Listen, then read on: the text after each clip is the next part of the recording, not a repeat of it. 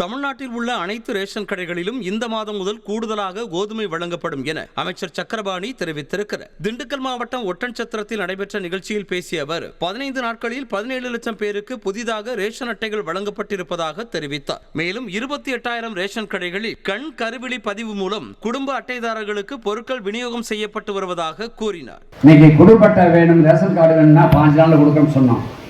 இன்னைக்கு ஆட்சி பொறுப்பேற்று 17 லட்சம் பேருக்கு குடும்ப அட்டைகள் வழங்கப்பட்டிருக்கிறது.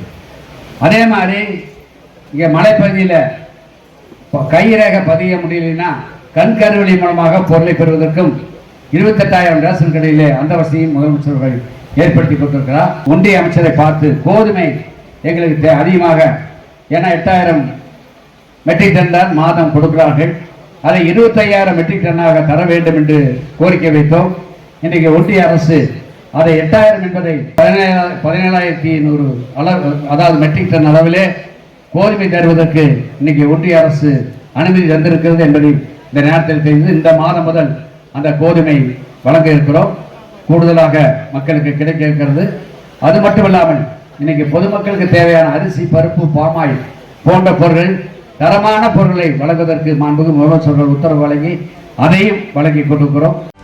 செய்திகளை உடனுக்குடனும் துல்லியமாகவும் தெரிந்து கொள்ள சப்ஸ்கிரைப் பண்ணுங்க.